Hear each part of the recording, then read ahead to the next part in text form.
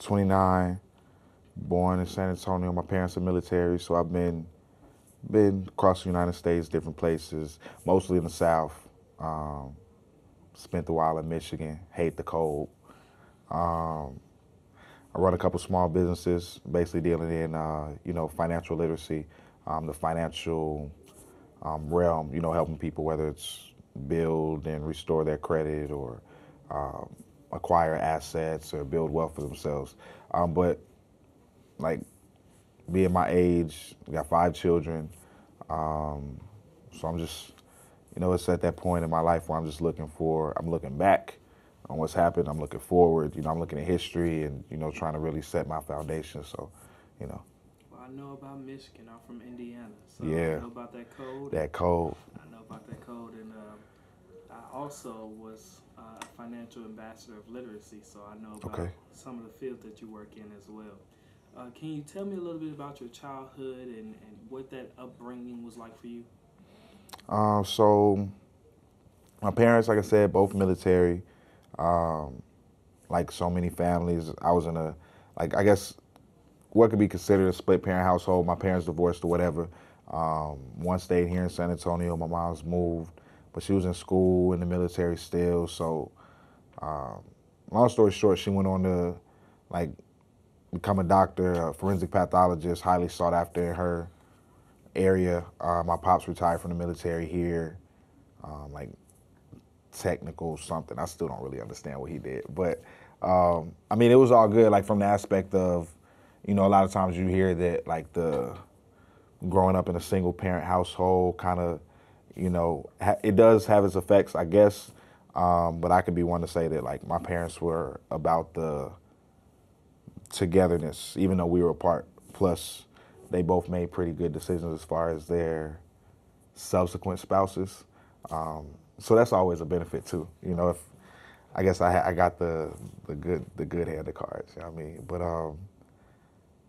just living, different places, experiencing different things. Like the childhood is probably where I experienced the most of, actually probably what we're gonna be discussing today. Because I've always been aware, like being that my mom was well educated, studied, and she did a lot of her schooling in the South.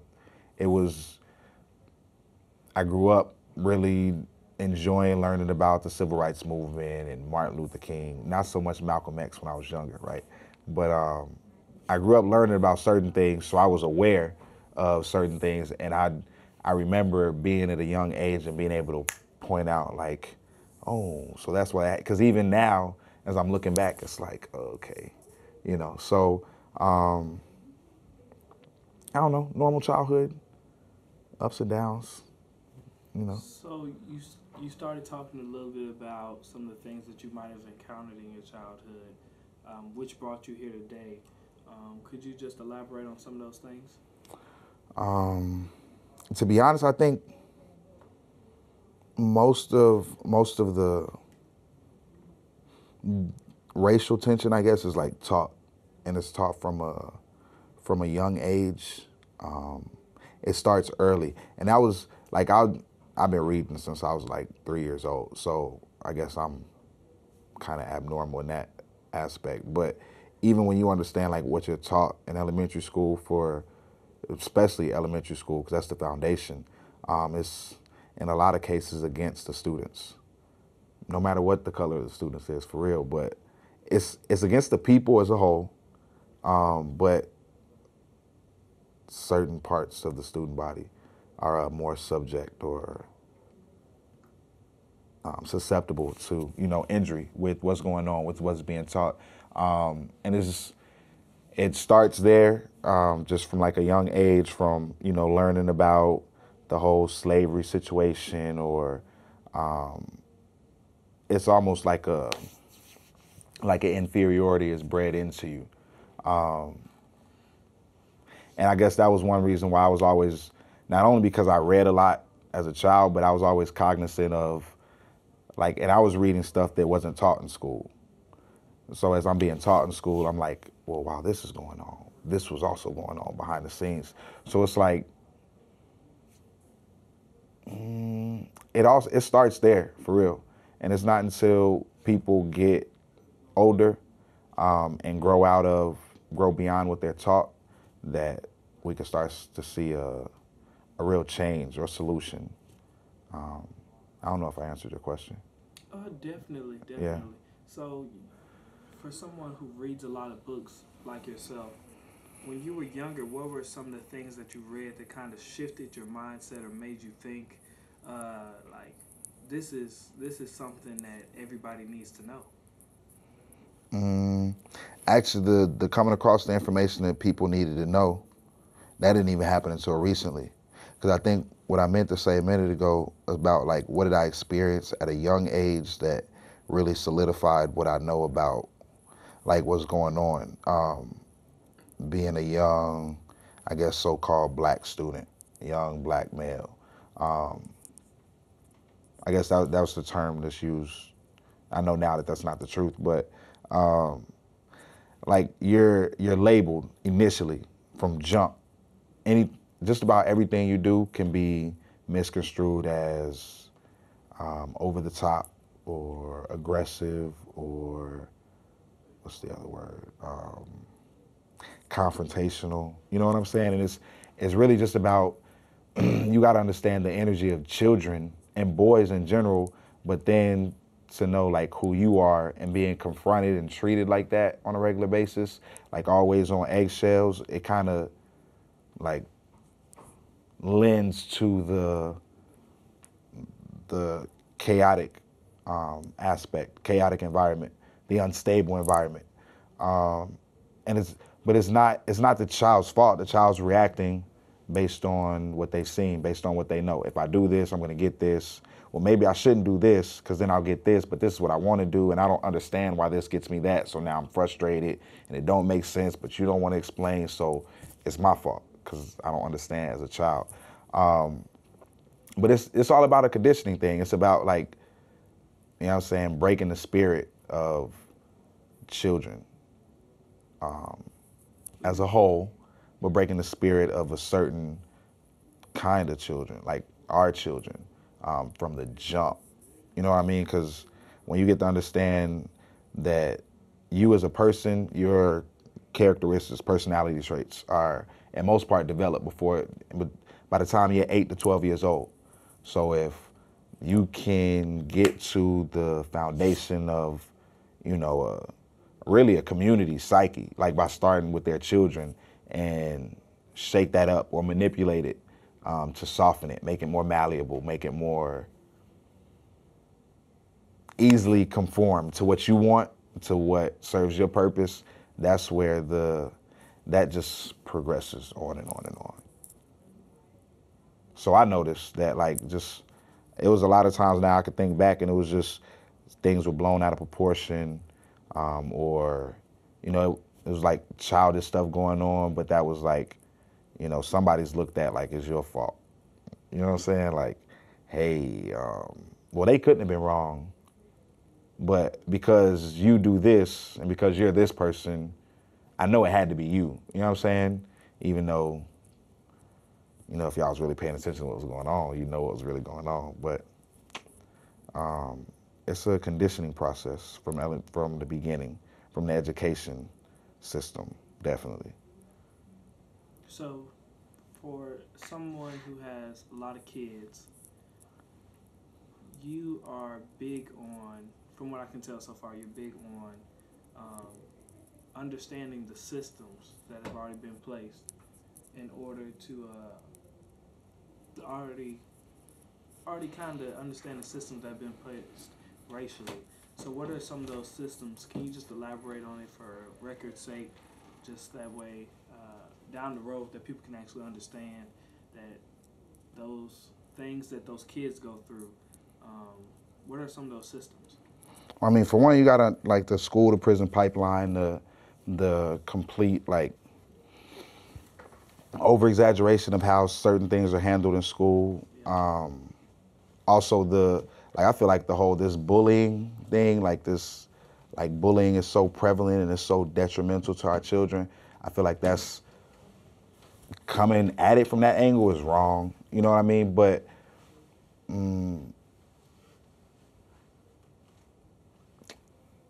Ask a question again.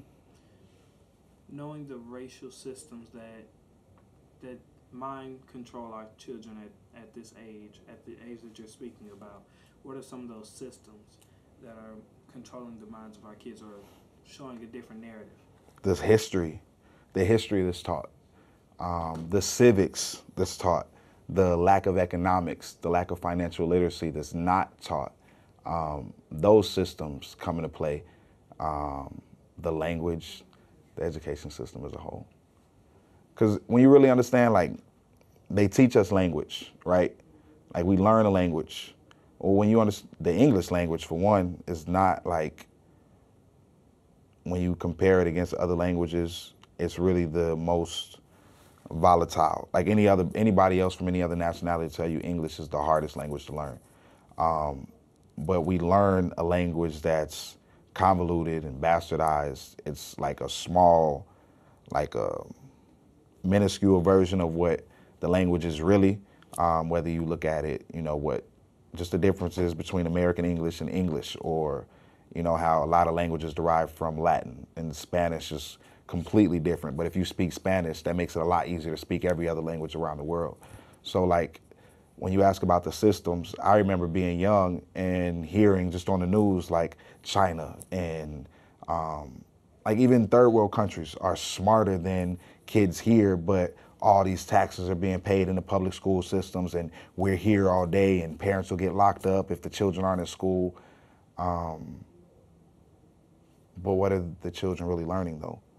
Because if you're teaching children to be supposed productive members of society, but when you compare your society against the global society, and everybody knows that, you know what I mean, there's a complete imbalance there, what's really going on? And so I feel like by the education system being so lacking, and really giving children and the communities the skills they need to be fruitful and grow, it kind of lends to the need for the community to be dependent on the government. And like, I was gonna say the school to prison pipeline, I remember like in the 80s, like I watched a lot of, you know, news and history. But if you notice, like the crime rate was high everywhere, right? All over. And it could be said that it was the crack epidemic or whatever the case may be. But if you also understand that government assistance wasn't the same back then as it is now, and the job market wasn't the same that it is now. So when you know that people couldn't get jobs and they didn't have government assistance to get food, well, yeah, people are robbing and stealing, and you know what I mean? Like, Are you referencing to black people or black and white? nah, I don't really see, there's no difference other than the fact that some people are, everybody is put in the same box. Some people, once you're in that box, we're more susceptible to injury. Privilege. We don't have the privilege. Everybody is, like the 13th Amendment, supposedly it like eradicated slavery. But when you understand, when you really read the 13th Amendment, it was only like involuntary. You know what I mean? But if you choose to, or we can find a reason to justify your enslavement, then, you know, it's okay. You know, so be it. Especially if you subjugate yourself, you relegate yourself into a, you know, condition or status. And that's the miseducation lends to the rampant ignorance. And that ignorance, you know, whether it's based on financial literacy or how to grow and till your land, or, you know, how to raise your children or how to start a business, that ignorance is why we have to depend on the government, which is actually supposed to be dependent on the people. And like, there's a disconnect between the understanding of, you know, well, most people get that everything the governments do is for money, right? But they don't understand how us as individuals tie into that commercial aspect of what's going on behind the scenes. It's a lot, the systems, but it's fundamental, and it's all in place to bring about one goal, one end goal, and that's the subjugation of people. We need a lot of people to move one way. It's not beneficial for the establishment for people to grow up and be like free thinkers or business owners or entrepreneurs or just not employees. You know what I'm saying? Like, so it's that whole system, just whether it starts with education, and it's about education and finances. I guess law and government and economics. Well, finances has to be considered different than economics because economics can be more of on a global, macroeconomic scale. Finance is more like, individuals, families, right, domestic, right, exactly. So when you understand like education and finance is what's holding us back individually, like in our own communities, but then you got also, we have no concept of law or economics. How once we get our individual finances straight as communities, how we function globally and economically with the rest of the world, and how we do so lawfully and commercially so that it's beneficial and we maintain a positive credit score as it goes worldwide. Even though the credit score is another fraud of the system. But I don't know. I hope that kind of like,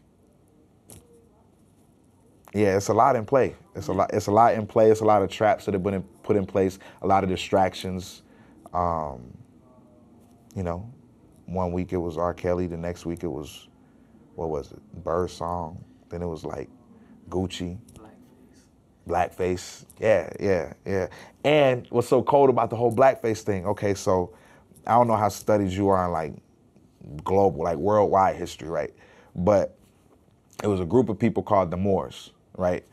And in most instances, you only kind of get to realize that you only get the understanding that they were either, North African, Arab, or, Iberian Peninsula, Spain, European. But it's really never discussed that Moors are the natural people of the land and they were everywhere. It was one nation of people. So when you said the blackface thing, it's funny because now, although Gucci did what they did, right? And I don't think what Gucci did, I don't think it was in terms of reverence, right, to history. But it's funny because so many people are up in arms about what Gucci did. Granted, it was disrespectful because, like I said, I don't think, theirs was about, showcasing the illustrious history of, melanated people around the world, right? But if you go back in history, like the running of the bulls in Spain, the black bulls symbolize the Moors. And the people that are running from the bulls symbolize the Europeans that were running from the Moors who owned the land, who were on the land while they were trying to fight and take the land. And the big, ferocious black bulls that everybody's running from, that's why they kill the bull at the end, because that's their symbolic victory for their people, right? But these are things that, it's thought of like, it's just some crazy Spanish people do, crazy white folks do. But when you understand that there's real history that relates to us as people in our history, back to the blackface thing. Also, I'm not sure if it's in Spain or Italy, but they have a festival like every year where college students, like our peers, most of them European, European, I guess that's the right term. But they'll put on blackface and dress up in like a little outfit, and they put on this red hat, which is to symbolize the fez of the Moors. And it's like a festival that they have last a couple days, and they're celebrating all the, I guess, technological, it wasn't technology based back then, but like ladders, and like you can read in Spanish history, they didn't have math. The Moors brought math. The Moors brought bathing. You know what I mean? The Moors brought lights. The Greeks understood aqueducts because they were dealing with the Moors, like Aristotle. Was it Aristotle? Plato. All of them guys, actually, before you could even be studied philosopher, there was a long period, like, how you got to get your doctorate now. That's like 12 years, 14 years or whatever in school. These men, brothers, whatever, couldn't be anything respected until something like 30, 40 years of study. So before they were writing all these books as Greek philosophers and, the wisdom of the world, they were studying in Egypt and Africa and Liberia and Tunisia and Morocco. They were studying our history. They were studying our works, and then they took it back to their people and, wrote it down. Now, mind you, after they went and wrote it down for all their people and they became the wisdom of the world, somehow, shortly after, all of our libraries get burned down. You know what I'm saying? So it's like, You was gonna mention that. it's, you know, it's education that's fundamentally, until we have the understanding of who we are, who we have been, where we came from, what we're not, what we shouldn't be, what we can't be. We're gonna keep, like, as long as we keep trying, as long as we continue trying to be something that we're not, we'll always have problems of being misunderstood or being ostracized or the outsider, because we're not supposed to be inside that box. You know what I mean? And until we start as a people, it's hard to get out of the box if, like, you know, it's kind of scary. You know what I'm saying? You don't know what's outside. You don't know what to do. You don't know how to function. But until we as a people start coming together, like, for ourselves, and, you know, those of us that are leaders take the steps to, you know, take those steps forward. Like, you know, so often leaders get knocked off, but that's also because they deal with, I don't know, but it's because it can't be just one person. No one man can have all that power. If all that power can be regulated into one person, cut the head off the snake. You know what I'm saying? Whether it's Gaddafi or Martin Luther King or Malcolm X, or, you know what I mean, sending Garvey out of the country, or whatever the case may be. It has to be a collective effort, and it starts individually with education and finances, as, you know, family units, communities, and then moving to nationhood. Those communities collectively coming together, same goals, you know, building resources, trading amongst each other, and really, for all intents and purposes, putting together like a government and a nation to where we can be respected globally and economically. But we're not going to be respected globally until we're lawful. You can't be lawful if you don't have a land, if you don't have a nation. Nations are dependent on land. And as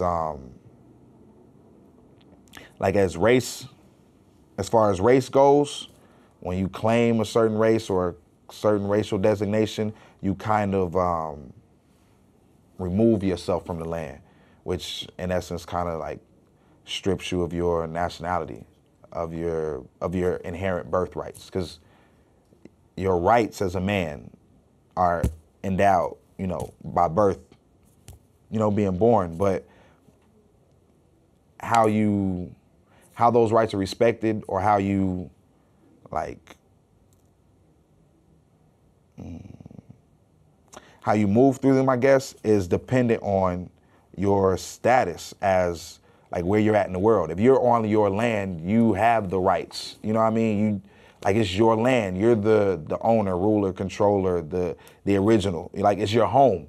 It's my home. Respect my rules here. But when you don't have a home, and you always have to respect the rules of everybody else's home, and if you don't like it, you can get out. But if you get out, where you gonna go? So we got to understand that we do have a home, and we have a home as a people globally. And, you know, individual communities as tribes and stuff like that. But when we start to connect, you know, back to what we are as people, and we know how that encourages us to move forward, and we can all just, like, as the global consciousness starts to arise and we wake up as a people, it's basic things that we've been missing, because we're not lacking the energy. It's not that we don't love each other as a people. It's not that we don't love ourselves. Oftentimes we get, you know, tripped up by money and finances and emotion. But that's stuff that has to be dealt with self-development as well. That's almost psychological. So I guess there's another aspect to it too. But when you really understand who you are, all the rest of that emotional stuff goes away. Because it's like, oh, nah, I shouldn't even feel like that. Like, that's, you know what I'm saying? That's minuscule. So starts the education. Talking about knowing the systems, knowing the history, knowing that you are involved with different protests and different functions, how does all of this make you feel, knowing that there is a organization that's trying to help with truth and reconciliation, knowing that we have so far to go? How does all of this stuff make you feel? Hopeful. The more we can have the conversation, like the more that the connect, like there has to be a connection made before action can be taken, right? We all know that there's a problem, but we got to come together as far as like what, maybe not even what the problem is, because let's just focus on the fact that there's a problem. How do we as a group of people solve it? So to hear that it is a group of people, especially a group of young people, actively searching for solutions is awesome. It's hopeful. That being said, study long, study wrong. We got to get active. Like, it's time for us to do some things. It's time for us. One thing that we definitely need to do is we need to stop depending on other sources, outside sources for our income and our security, our financial security. We got to find a way to, as a people, to be able to sustain ourselves. You got to work. I mean, things need to be done. You know what I mean? But it doesn't have to be to where you're exchanging all your time for money, and then getting taxed on top of it. You know what I mean? Like, there's got to be a better way. But we have to come up with that as a people, because the system that's here and in place wasn't for us. It was built to be on top of us. So until we like stand up for ourselves, we're gonna have to continue to deal with that. Big facts. So, knowing past America and looking Like towards historical, or like past, like beyond. historical. Okay. Let's just reference from the 1860s to the 1960s. Knowing past America and looking at future America, what would you tell future America about past America?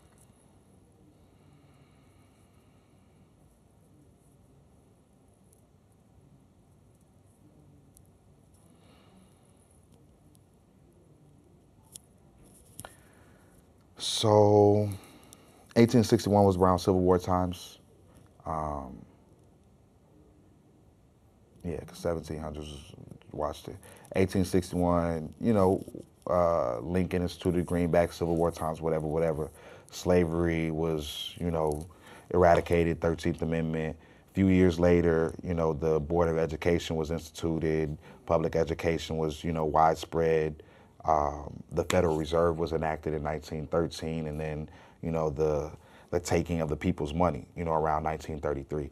I like that area, because beyond that is like coming out of the Depression. There was a boom, and then into Vietnam and civil rights, which is convoluted. So just to stick with like from 1871 to like 1933, and when you ask like when you understand past America, how you take that and move forward. There's actually a video on YouTube right now called "Who Controls All of Our Money?"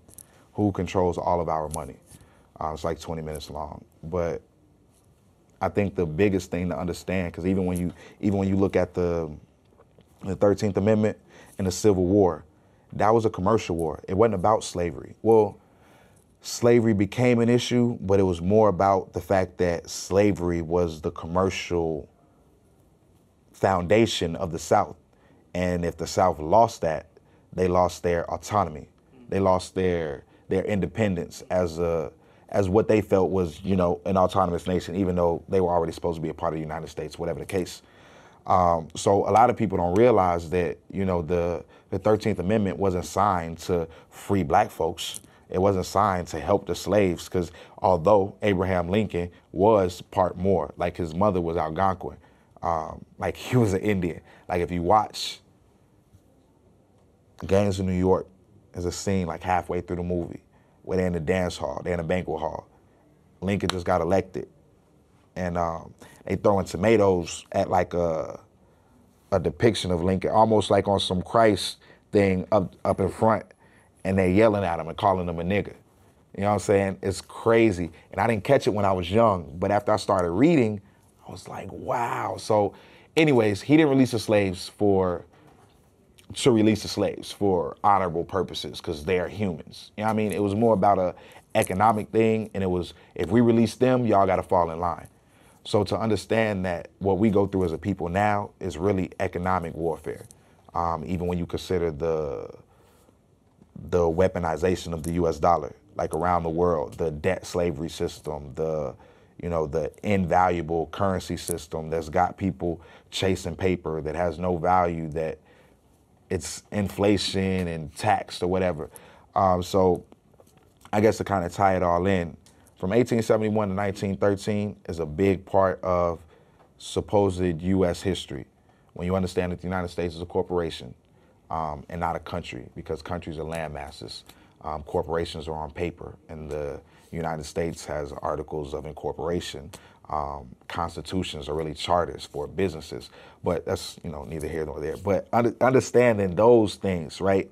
Knowing that the corporation of the United States is bankrupt in effect, and that happened after the Civil War, which is what the Civil War was about, was stopping the bankruptcy, but it still happened because the war went on too long. Europe intervened on both sides of the war. So what ended up happening was, in order for us to get past that, they sold the corporation, they sold the country. So the United States as a whole is a bankrupt country. And if you look up like the term of citizens, it really just means an employee of a corporation. So if you're an employee of a bankrupt corporation or an insolvent corporation, one, you're owned by the corporation, and two, the corporation being in debt, you can't own anything. If you're in debt, you can't own anything. So when you talk about how do we understand past America and how that moves into right now and how we're moving in the future, the real problem is economic warfare. Like, even if you want to talk about racism, which is in actuality birthright theft, it's just racism is a justification for the marginalizing or making inferior of a class of people. But it's actually only about birthright theft and self-preservation of a smaller group of people. And when you get it like that, you can't. It's life. It's biology. You want to survive just like I want to survive. You do what you got to do. But us as a people, we just got to realize, like, it's life. And there's solutions. We can't be emotional about, what's just put in our face. We got to dig a little deeper. We got to get to the root of the problem. Really pull the tree up by the roots, and then we'll get rid of it. But the roots are the finances, the economics, the lack of information and education, the emotional, psychological, which I guess is a whole different issue to deal with. But I know one thing we can start with is education and finances, because when you know why everything has been moving, 1871, they're bankrupt. He tries to institute the greenback, which was to really add value to the currency, really bring the country out of depression. He gets knocked off.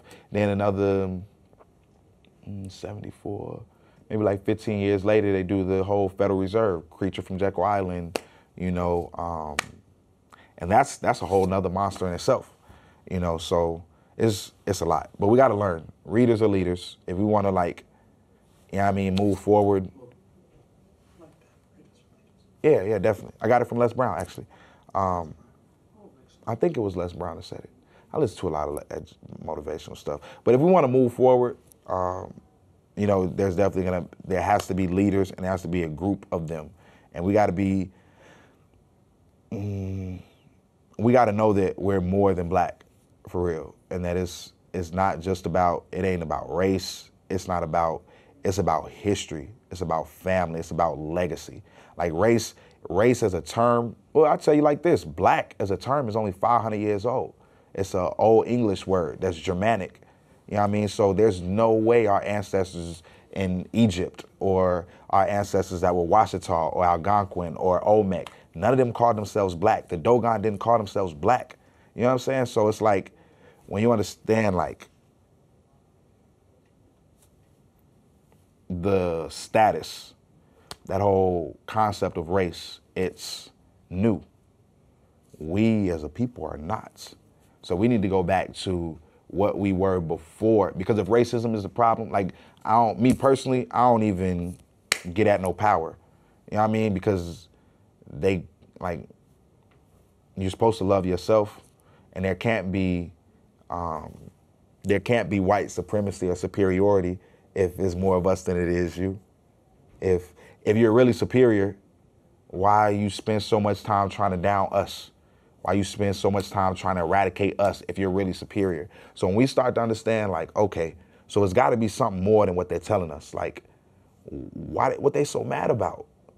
It's really about self-preservation. Everybody needs to, like, we could do business together and, you know what I mean, or whatever, but things, I don't want to say things need to be separate, but we need to be our own, we need to have our own sense of independence like they do, like Rome and Europe does. Like they consider the United States to be a white country even, well, I mean, it's under the crown in Europe, so it's a corporation under all of that. But America, the land, America, the beautiful, is, you know, the land of milk and honey and melanated individuals. So we just gotta, like, it starts with learning, you know, the status is important. But when we get back to understanding, like, who we were before, because there's a line of demarcation. I guess we'll say it like that. 500 years ago, this term was made and it was branded for a certain people. Mind you, the term means pale. You can go look it up. Black means pale, which we can't never be. You know what I mean? And it was also an insult to them. So when they started, they called themselves black, and then that kind of transposed on us once they taught us their language, which is the fraudulence of the bastardization of the language. But, you know, 500-year demarcation line, go back beyond that and see, you know, what your people were, how they moved, how they were regarded, you know, globally. Because, like, I was random. I was coming here this morning, like 8 o'clock, late, because I didn't know which building y'all were in. And I stopped by, seen a whole bunch of people getting their taxes done. Now, mind you, I didn't know what they were doing at first, but I just wanted, like, y'all know where this is, right? So I walk in, and this morning I had my turban on. I've been running around, got hot, took it off. But I was with my big brother, and lady said something, but she said, oh, I seen a white guy walking that way. You know what I mean? And my brother took the time to, you know, inform her, you know, they're not white. That's a status. And until we stop giving them that status of superiority, we'll always be subjugated. You know what I mean? Because you can give up your rights just by speech. You can make a verbal contract and, you know, abandon your rights. You know what I mean? So he was telling her, you know, don't give them that power, you know, understand who you are, you know, the original woman, whatever. And she was like, so who are y'all? And I think my brother said, I don't know if he said Moors. I think he might have said something that alluded to it, but she was like, you mean the same Moors that Ferdinand and Isabella were fighting in 1491? And I'm like, exactly the same. Because people don't know that history, they don't know themselves. And when you know that, like, all of that stuff going on in Europe, like even when Hitler talks about the Holy Roman Empire, go look at who the first Roman Empire was. That's why he wanted to be the Third Reich. So it's like, it's crazy to understand that everything in this world is based off of honor to us and our people. We just now in today's times, we don't understand, we don't read enough. We're distracted by the wrong stuff. We've been taught to be emotional and focus on the wrong things, race, paper, you know, turning up, you hear me? And it's like having fun is cool, but, you know, let's do it the right way.